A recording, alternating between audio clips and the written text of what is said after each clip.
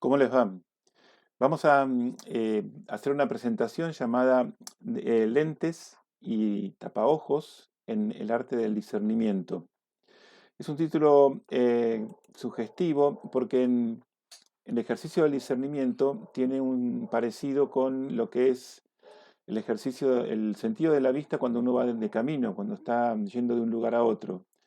Yo para acertar con el camino necesito verlo, necesito reconocerlo, otear el horizonte, mirar si el tiempo me va a acompañar, si el clima es favorable. Necesito reconocer la topografía de lo que tengo delante, si es muy difícil, si es fácil. El sentido de la vista tiene mucho que ver con lo que hacemos en un ejercicio de discernimiento. Y entonces el éxito, el acertar en ese discernimiento depende mucho de que cómo mire. Y ahí es importante que yo aprenda a usar los lentes correctos y no los confunda con un tapaojos o con lo que fuera peor, uno de esos lentes que me hacen ver una realidad virtual, una realidad que no es. Esta presentación la hacemos en base a muchas cosas dichas en el artículo de Benjamín González Vuelta y Dolores Alexandre. Ellos, entre todas las cosas que hablan, van dando como estas claves para poder nosotros acompañar bien un discernimiento. Muchos de nuestros discernimientos a veces no, no aciertan o no resultan, no porque haya mala actitud ni porque haya un problema en el discernimiento mismo, sino porque los lentes que nos pusimos no eran los correctos, no eran los adecuados, o no nos pusimos los lentes adecuados, o uno de esos tapaojos que nos hacen ver todo oscuro. Entonces, el primero que tenemos que ver, el primer lente que nosotros tenemos que activar es el del amor profundo y apasionado a Dios con todo el corazón, el alma, las fuerzas, el espíritu, o sea, el primer mandamiento. Básicamente, hay que poner a ejercitar lo básico del Evangelio. El discernimiento no es una operación de frío cálculo, dice Dolores Alexandre, no es un medir equidistante, sino que nos adentra en el mundo de los deseos, la generosidad, el riesgo, ese magis del que tanto empujaba a Ignacio de Loyola. Este amor apasionado tiene dos frutos, dos como resultantes y también autenticantes de lo que es el amor, la libertad y la humildad. La libertad como regalo de Dios, consecuencia de su amor. Dios me hace libre para poder comunicarme su amor, para que el amor que me comunica sea gratuito, no forzado ni obligado.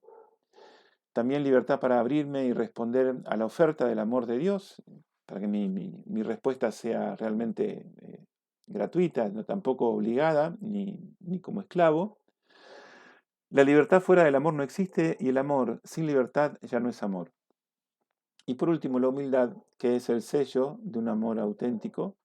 Un amor sin humildad no es tal y una humildad sin amor tampoco es tal. Se necesitan mutuamente. Este amor es don que pide ser recibido.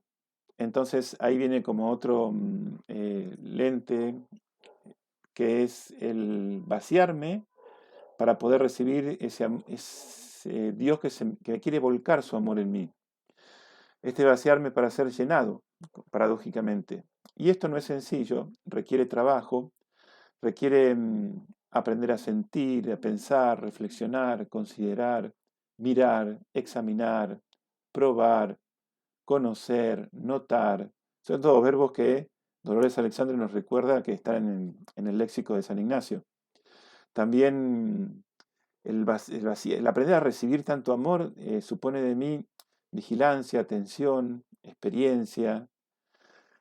Ignacio es consciente que para llegar a recibir este amor necesitamos vivir más allá de la superficie y habitar esa dimensión que la Biblia llama corazón. El siguiente lente que nos recuerdan estos autores empieza con una frase del Talmud que dice: no ores en una habitación sin ventanas. Dolores lo aplica a las ventanas por donde Dios se puede filtrar, pero también vale esa habitación que tiene ventanas hacia el mundo, hacia la realidad. Entonces, en nuestra oración, nuestro discernimiento, tenemos que mirar la realidad tal cual es, sin idealizarla, esparciéndole el color que a nosotros nos gustaría que tenga, em, pero también sin demonizarla, dejando de reconocer la creatividad de Dios y la bondad humana allí, donde en muchas ocasiones hemos creído que nada bueno puede salir. Tanto el demonizarla como el idealizarla son dos tretas, dos excusas para no tener que comprometerme con esa realidad desde la cual Dios me interpela. Recordemos que Dios está habitando toda realidad, toda existencia humana, en toda su creación, ya el mismo Señor se nos está queriendo comunicar. Y tenemos que ser honestos con esa realidad y no acomodarla a nuestro gusto. Otro de los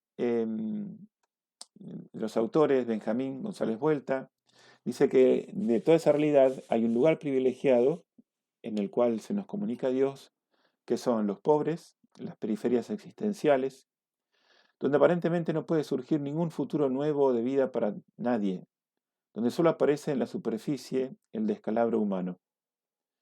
Es en esas periferias descartadas donde se muestra el Hijo encarnado, donde todos los que quieren encontrarse con Él tienen que acercarse para contemplarlo, para acercarse a la realidad, para contemplarlo al Hijo.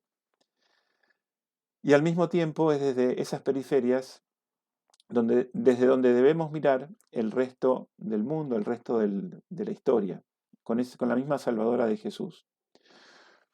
Una vez a San Ignacio de Loyola se le acercó un jesuita, era estudiante, todavía no estaba en la parte de estudios, con una tremenda desolación, una angustia muy grande, como una crisis de fe, no sabía encontrarse con Dios, que se sentía como vacío, ausente, y con mucha eh, iluminación, Ignacio lo envía a trabajar con los pobres, lo manda a trabajar con la gente de la calle. En ese momento en las calles de Roma había poco tiempo antes hubo una peste, hubo una enfermedad de estas que arrasaron y dejaron muchos enfermos, y entonces había mucho trabajo de eso, lo mandó a trabajar con los enfermos. En ese lugar privilegiado, que son los más sufrientes, este estudiante jesuita recuperó el tono espiritual, se encontró con Jesús y salió de esa desolación que tenía.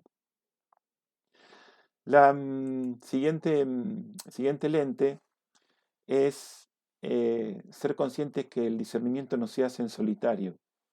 Necesita una guía, un maestro, un acompañante. Por eso es que los antiguos monjes nunca dejaron reglas y pautas escritas del discernimiento, porque era un arte que se transmitía de maestro a discípulo. San Ignacio deja reglas, pero para ser usadas en un ámbito de acompañamiento entre quien da y recibe los ejercicios. Nosotros, inmersos en una cultura individualista, donde cada uno se salva por sí mismo, nos cuesta dejarnos acompañar. Y pensamos que pedir ayuda nos quita valor, nos hace menos. Este maestro, el nexo con el maestro de carne y hueso, es el puente con la sabiduría de la Iglesia, que es el organismo vivo, tejido de tantas generaciones que nos han precedido, memoria de santidad de la cual beber a través de una iniciación espiritual, de un acompañamiento. Creo que este es uno de los lentes muy, muy importantes a tener en cuenta, ¿no? Discernimiento sin acompañante y sin comunidad, que me confronte, que me refleje, que me acompañe, que me transmita su sabiduría ancestral, eh, no, está muy, muy al desnudo ese discernimiento, muy desguarnecido, inútilmente. Otro de los lentes es una serie de vocablos, palabras que nosotros hemos dejado de usar porque nos parecen que ya no tienen sentido, como abnegación, mortificación, la cruz. Benjamín González Vuelta es el que los retoma este tipo de vocablos. Porque en este proceso de transformación y crecimiento es necesario eh, sí, hacer lo que sea, en el lenguaje clásico se llama la mortificación del cuerpo y la abnegación del espíritu. Sigmund Bauman dice, nuestra cultura no tiene capacidad de renuncia.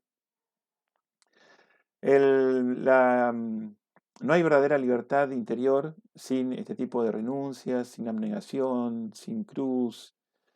No se pueden tomar decisiones sin haber aceptado la cruz que conllevan. Vamos a volver sobre esto con otro de los lentes que viene más adelante. Uno podrá decir, bueno, pero la cruz no hay que buscarla, no hay que fabricársela tampoco. Es verdad, por eso eh, vaya, tome contacto con aquellos y aquellas que la vida las ha colocado en una cruz, los crucificados de la historia. Acercándome a esas personas que padecen una cruz, ahí yo también me pongo en contacto y vivo realmente una alegre abnegación. Vamos ahora a pasar a lo que serían un poco, no tanto los lentes, sino los tapaojos, esos que nos ponemos para no ver nada, quedarnos dormidos. Nosotros viviendo en una cultura fuertemente tecnológica, racionalista, habituada a ordenar, a controlar, dominar, existe el riesgo de que las reglas de discernimiento los tomemos así, como una técnica, una especie de metodología que tengo que dominar para comprender a Dios, descifrar su voluntad, hasta el punto en que me vuelvo tan diestro en esa técnica que creo que lo puedo poseer a Dios, lo puedo manejar a mi manera. También dentro de nuestra cultura eh, tenemos el rasgo del todo ya, una cultura inmediatista que exige rendimiento. Y eso, esa velocidad, ese apuro con el cual vivimos, amenaza el tiempo que el discernimiento necesita para procesar y decantar. Dicen que un monje fue a ver a su maestro y le preguntó, maestro, ¿cuál es el pecado más grave? El monje inmediatamente, sin dejar de hacer lo que estaba haciendo, le respondió, la prisa, el apuro. Cualquier idea, iluminación, moción que nosotros tengamos necesita tiempo para bajar de la cabeza al corazón y ahí es en el corazón, en lo interior, donde esa moción revela su verdad gustosa o su agria falsedad. El verdadero órgano del discernimiento es el corazón, porque ahí es el lugar teológico donde habita el Espíritu de Dios. Y por eso San Ignacio en los ejercicios repite recomienda una y otra vez la repetición, y volver sobre las mociones, darle vueltas otra vez, como un vino que va macerándose. Después, también hablando de nuestra cultura, la mayoría de los tapaojos vienen de nuestra cultura, y ahí influye mucho la mirada de Benjamín González Vuelta. Nosotros vivimos en una cultura de adicciones y compulsiones, pero de poca pasión. Estamos permanentemente atravesados por dinamismos que tienden a instalarse en nuestra afectividad profunda de forma clandestina, para desintegrarnos por dentro y adueñarse parcialmente de nosotros. Esta cultura de adicciones unida a la tecnología, a la realidad virtual, nos formatea nuestras decisiones, nuestra libertad, imprime sensaciones, modela los gustos, para que nuestras conductas, el resultante de los discernimientos, sean en función del Dios mercado. Y esto no es así casual, sino que es toda una estrategia de fondo que es lo que quiere hacer. Y eso ya está bastante estudiado y reconocido. Otro de los tapaojos es lo que Benjamín, bueno, Ignacio lo llama, Benjamín lo retoma, son las afecciones desordenadas. Nosotros decimos que buscamos la gloria de Dios, pero en realidad estamos buscando la nuestra. Y secuestramos parte de los dones de Dios y de los dones de los demás, desviándolos para alimentar esa cuota, esa cuenta siempre abierta de nuestros deseos inconfesados de fama, de poder, de lealtades afectivas.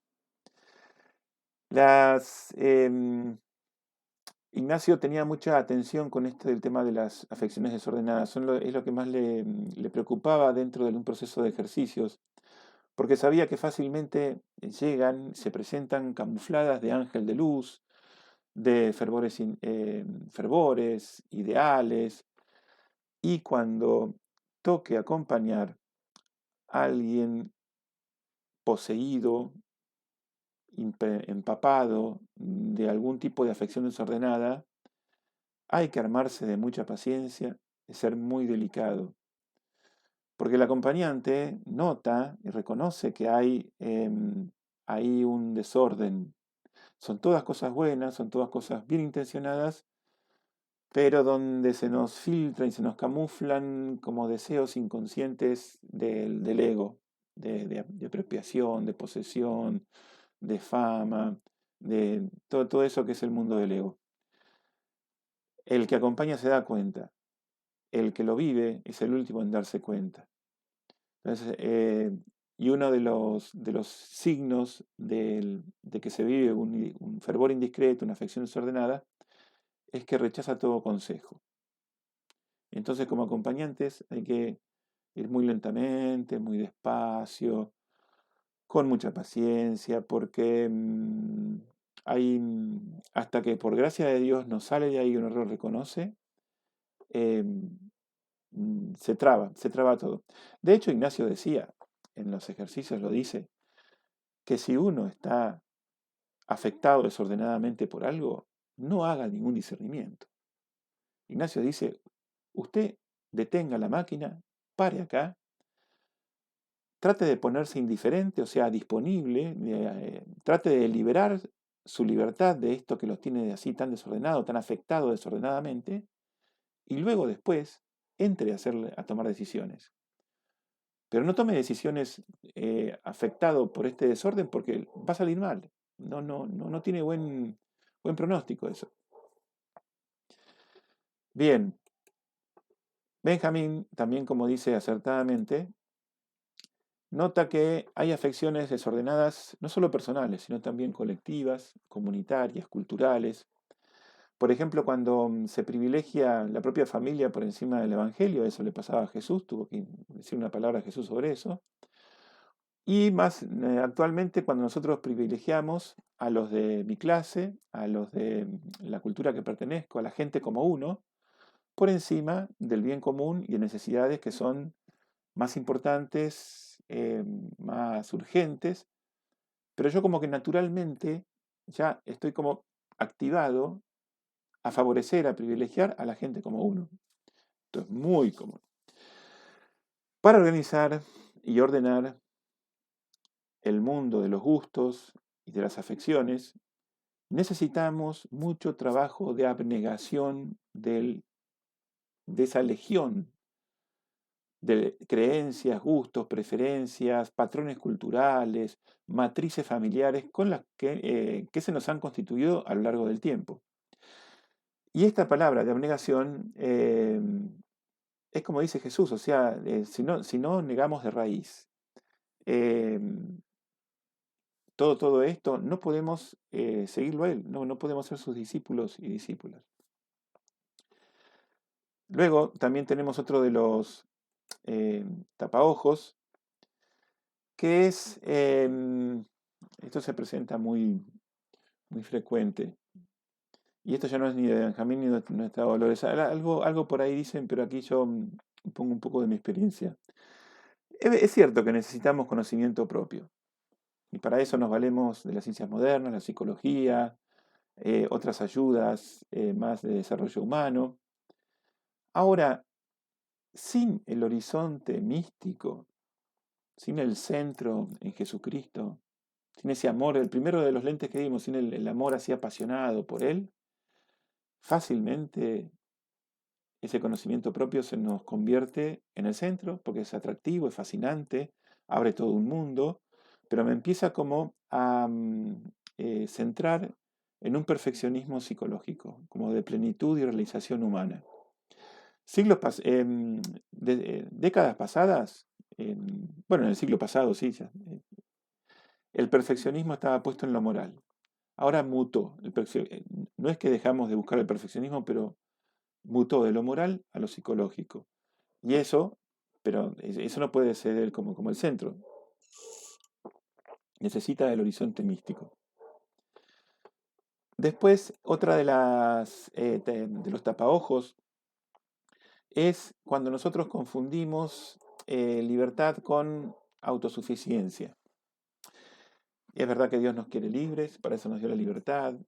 Es verdad que se nos dirige a nosotros tal como somos, cuando nos quiere proponer algo. Es verdad que Dios quiere que yo ejercite mi libertad. Ahora, mi libertad, como toda realidad humana, es plausible de desviarse, de equivocarse. Mi libertad es limitada, no es omnipotente. El solo hecho de sentir que yo puedo ser libre no me habilita a que ya puedo funcionar perfectamente. Ahí fácilmente voy a empezar a caer en una autosuficiencia de que, yo me basto, me puedo sustentar a mí mismo así nomás, sin necesidad de nadie, sin consejo, sin ayuda, sin comunidad. Mi libertad se entroniza como dueña y señora de toda mi vida, sin diálogo ni siquiera con Dios. Entonces, acá hay que ser muy humildes y muy conscientes de que mi libertad es verdad que la tengo que ejercitar, es verdad que Dios quiere que la ejercite, pero tengo que ser consciente que es limitada y no puedo dejarla así. Mi libertad no puede estar sin discernimiento tampoco.